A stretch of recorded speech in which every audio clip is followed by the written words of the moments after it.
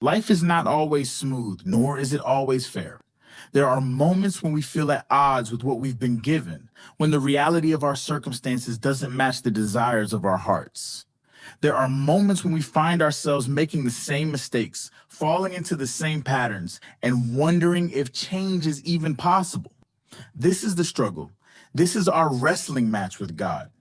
The idea of wrestling with God is not new. It's as old as humanity itself, and is beautifully captured in the story of Jacob, later called Israel, in the Bible. Jacob's life was defined by struggles with his family, his circumstances, and ultimately with God himself. And in many ways, his story is our story. Jacob was born into conflict. Even in the womb, he wrestled with his twin brother, Esau, fighting for position. That struggle didn't end at birth. Jacob's life was marked by a series of deceptions, stealing Esau's birthright, tricking his father, Isaac, into giving him the blessing meant for his brother.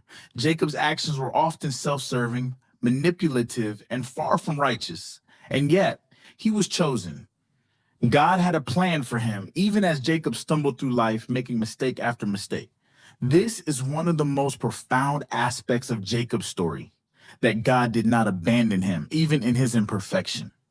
Instead, God met Jacob in his struggle. In one of the most mysterious and powerful moments in the Bible, Jacob wrestled with God, or an angel of God, through the night.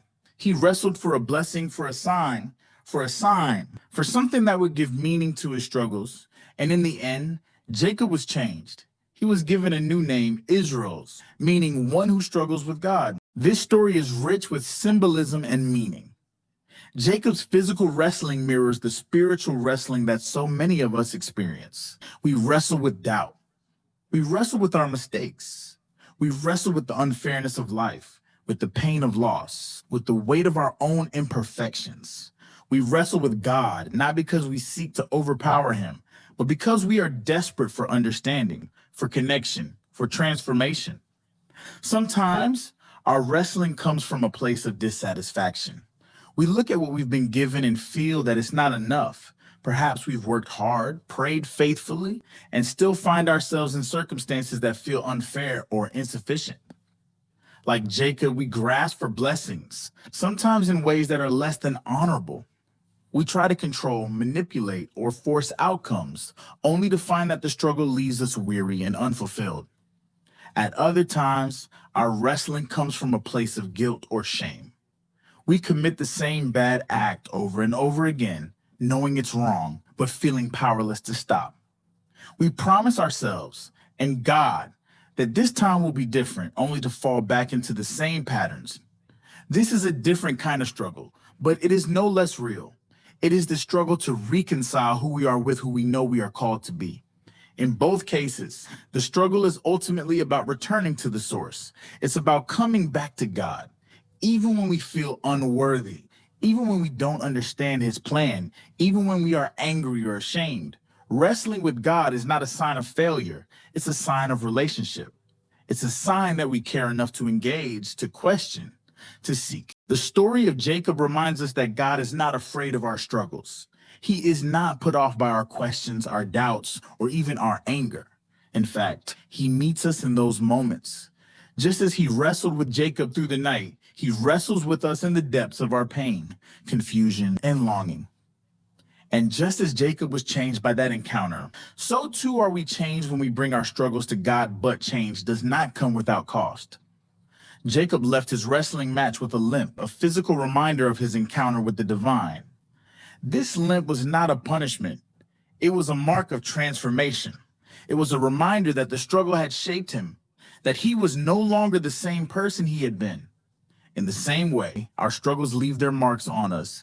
They change us, often in ways we do not fully understand until much later. The limp also serves as a reminder of our dependence on God.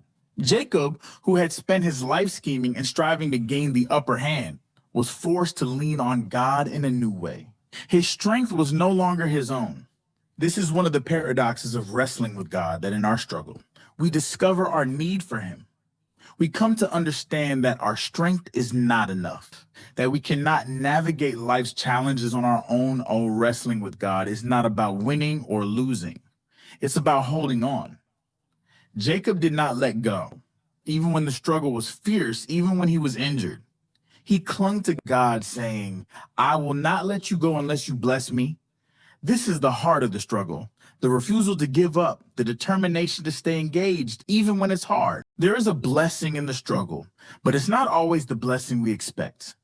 Sometimes it's the blessing of clarity, of seeing ourselves and our circumstances in a new light.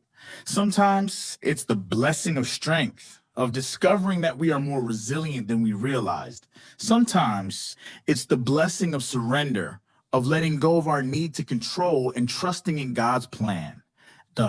And sometimes the blessing is simply the blessing of relationship. The assurance that no matter how much we wrestle, we are not wrestling alone. God is with us in the struggle through the night and into the dawn. A Jacob story does not end with his wrestling match. He goes on to reconcile with his brother's brother, Esau, to build a family, to become the father of a nation. But he does so as a changed man, a man who has wrestled with God and come out the other side. His story reminds us that our struggles are not the end. They are a part of the journey, a part of our transformation, a part of our relationship with God. That's so as you face your own struggles. Whether they are struggles with circumstances, with sin, or with God himself, remember Jacob. Remember that the struggle is not a sign of failure, but of faith. Remember that it is in the wrestling that we are changed, that we are blessed, that we are drawn closer to the source, taught, do not fear the struggle. Embrace it. Lean into it. Wrestle with God and do not let go. For it is in the wrestling that we discover who we are, who he is, and who we are meant to be.